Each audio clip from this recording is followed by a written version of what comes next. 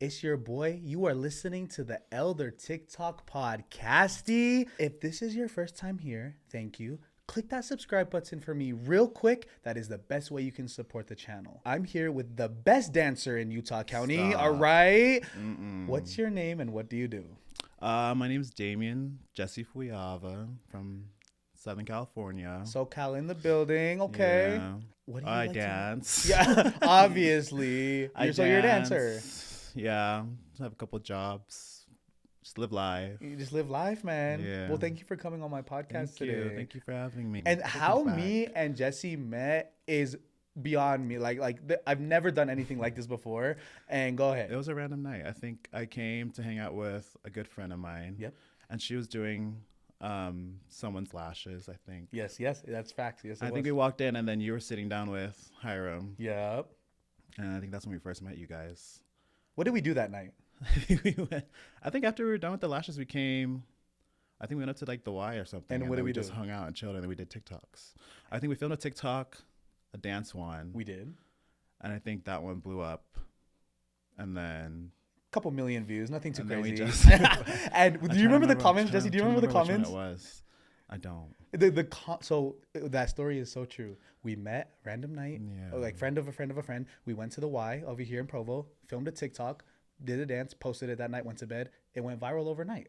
And what was funny was the comments were like, I wanted a friend group like this for years. Like these guys must have been friends for so long. And little did they know that was our first night meeting each other. We met that night. And then we we clicked, and I think you wanted to keep the ball rolling or the tension going with that. And so we just kept doing more videos, and then and it was super fun, and it was awesome. A fun time. Yes, exactly. Now looking back, that's crazy. I know, right? Looking back, that's so crazy. Now we're here now. So you're a SoCal boy. We'll start with Utah. You're a SoCal boy. From Cali, yeah. Orange County. Okay, all right. So how long have you lived in Utah for? I think coming around like 5 years now. Almost 5. Yeah, 5 years now. All right. Awesome. Yeah. So you obviously like Utah better than Cali. I didn't say that. But Oh no, but you're here. I love Utah. Utah's a really beautiful place. Me and my younger brother, we just moved here just out of a whim because we wanted to get away from family and stuff and just start this whole new chapter. So we came here for school. Got it. Yeah, we were going What to school UVU. specifically? We were going to UVU. Okay, go Wolverines. Go Wolverines. Okay, awesome.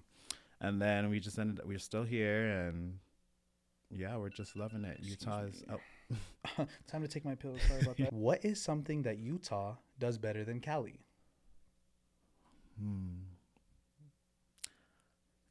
What do you think? What do you mean? Like, in your experience living in Utah both, have that Cali doesn't have? Correct. I'd say you guys got us beat on like the outdoor stuff.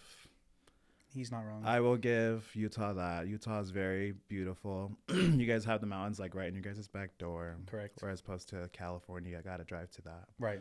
We got the beach, but I feel like you guys have a lot more stuff to do, like lakes, mountains, hiking trails and stuff. Yeah. And so I think that's always beautiful.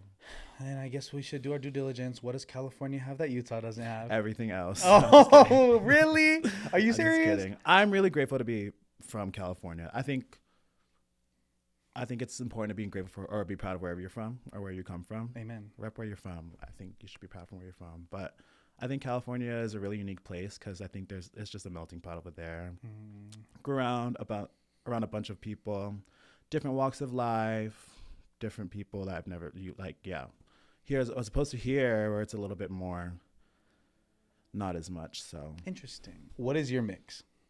I am Samoan and like a quarter Chinese. Why do you think we suck about talking about mental health? First and foremost, excuse me. Yeah. As a Samoan, do you believe mental health is real? Yeah. Are you sure? Because our ancestors think we're soft for that. And even the older generations don't believe in that stuff. Yeah, it's such a weird perspective to think because I think all of us, I feel like in the Polynesian community, the way we grew up, the way we were raised is very similar. This idea of tough love and just biting the bullet and just taking, I don't know. I'm going to be bold and open. Please, hey, this is a safe space. I got fussied a lot when I was little. And I think a lot of Polynesian people can testify to that. We got licked a lot growing up, so Oh, it was. oh, yes, we did. Yeah, we Yes, did. we And did. so, which I don't know. And I asked this like recently. I was like, "Do you believe in disciplining your kids?" That's something I always like thought about when I was growing. Like, Yeah. if I were to grow up, eventually have kids, am I gonna discipline my kids? Are the way you? I Are you was gonna fussy raised? them? See, like it's hard for me to even decide that because I I will discipline my kids. I do believe in positive reinforcement, though. Are you grateful you were fossied? As weird as that question sounds, were you grateful you were raised that way? Yeah, no, I am grateful I was raised that way because now looking back and there's a lot of kids the way they're growing up now where Like what? I'm Like what? like, Like you what? need to get fussy. Some of these kids need a kid. Some people need to get that, and I'm like, that's why you are the way you are. And then I'm like, for me, there's the whole idea of disciplining, and like I feel like that's what made me who I am now. Sure. This idea of respecting others and this like yeah, but I feel like there's better ways to go about doing that, and I feel Sure. like that aids in the whole idea of mental health and how in the Polynesian community a lot of people don't believe that's a real thing, and so Why? even What? Do you think it's a third world problem we have here in America, or like, it is a third world problem. I feel like. and they grew up on the rock, respectfully, so they wouldn't know the struggles that we go through as people of our age here. And just because you didn't go through it doesn't mean it's not continually happening. Does that make sense? Yeah, yeah, because I feel like I look back at my parents and the way they view the world. They're very traditional, super old school, old fashioned, and so I'm growing up in a different world, in a different society, in a different community that my parents didn't grow up in. Why would I think that my parents are gonna have the same mentality, same experiences that I'm experiencing myself? I can't put that on them, and so every time I try and like talk to my parents now, it's such a different perspective because they'll just go about their old ways or their old They're stuck in their old stuck in ways, their old yeah. ways, old mentality, which other people are just like, that's so bad, like they need to fix that, da, da, da. But it's like, or they need to unlearn that. It's But not for me, the fault on their own, right? I'm not gonna blame them for that. Right. I'm gonna blame them because I'm not gonna blame them. I'm not gonna place the blame on them because that's all they knew growing up. If you're still watching, make sure you subscribe to Elder TikTok Podcasty. Are you religious? No, but I am very spiritual. Interesting concept. Yeah. Okay. Interesting. So you're from Utah. Like, do you have a lot of Mormon friends and stuff like that? Hmm.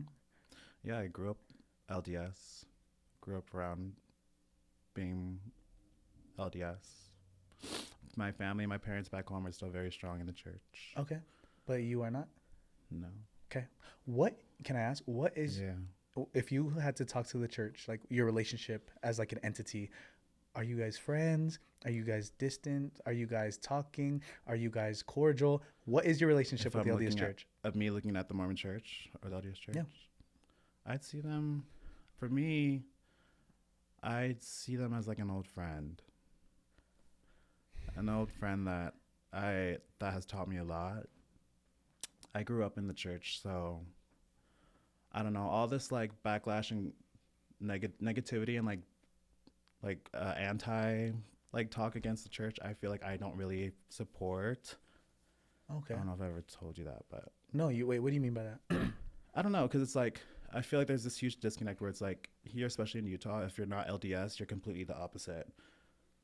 You're completely the other way, which I feel like people that talk badly about the church, I feel like there's no point in doing that, because for me, I grew up LDS, and I think a lot of the morals and standards that I have growing up developed because of the church.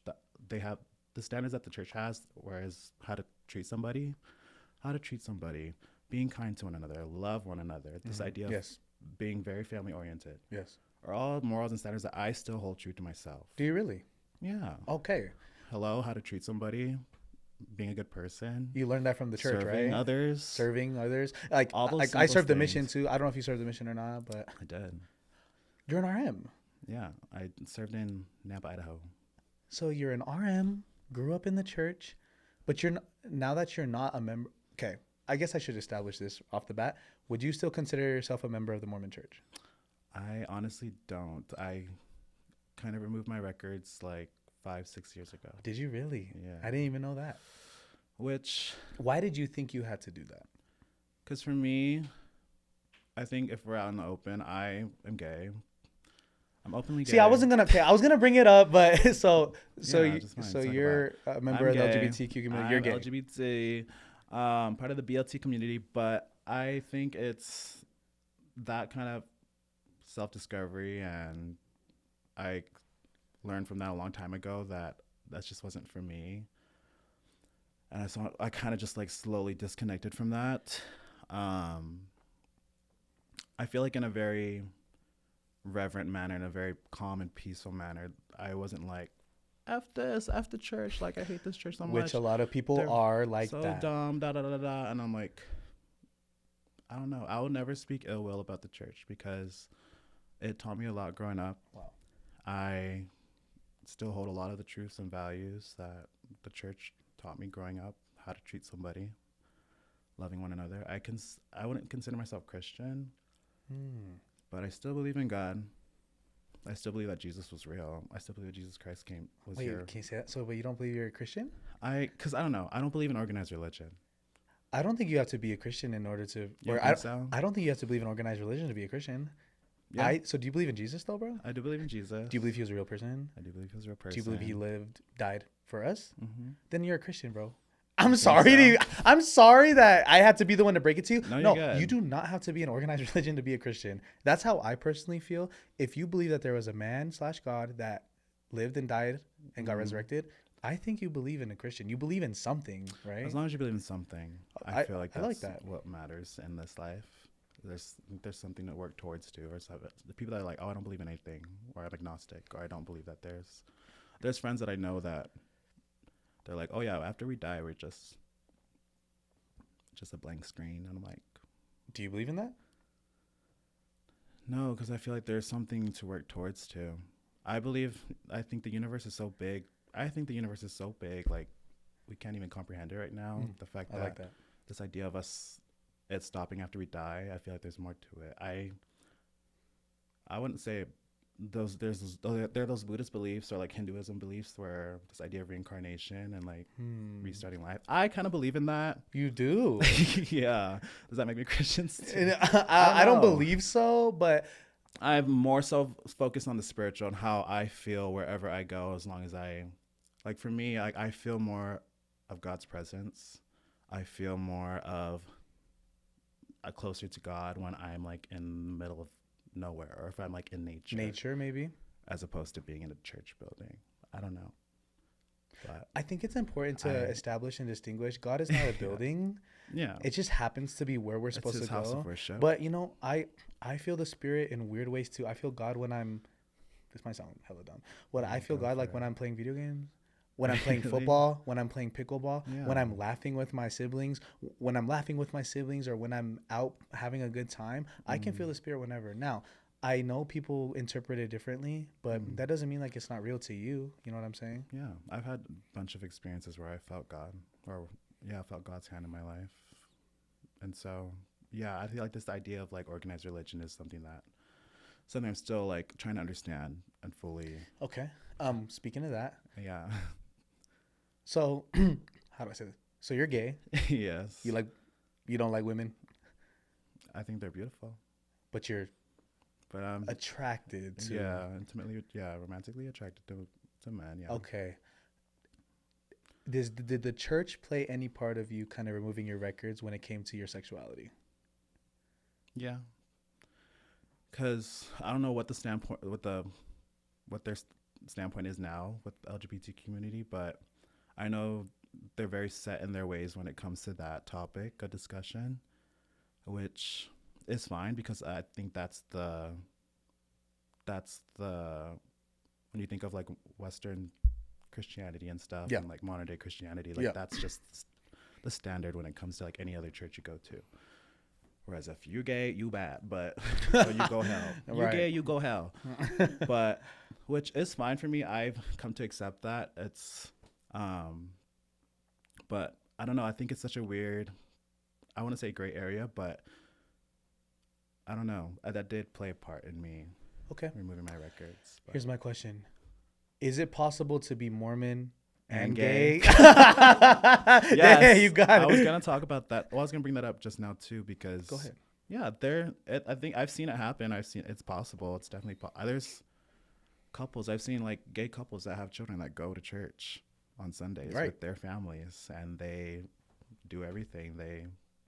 And I think it's a beautiful thing because as them just trying to live their life as truthful as they believe it to be. Sure. So I'm not gonna like be like, why are you guys going to a church that doesn't support you? And but Yeah. like, if it makes them happy while they're trying to figure out this whole thing of life, then go for it. I think it's very interesting that you removed your records from the church, Yeah. but you're not anti, because normally the rhetoric is when you remove your records from the church, you have this hatefulness nature towards the church. Yeah.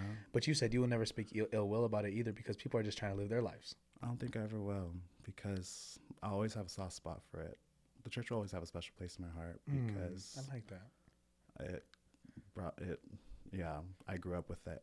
But as far as like removing my records, I don't know. There's people that are like, if you're putting so much energy into something negative, like anti stuff, I feel like it's just gonna fill your heart with hurt and hatred, right? I think it's just hurt and hatred that does not need to be there. What do you have to say personally to anti-Mormons out there who constantly berate following members of the church like myself?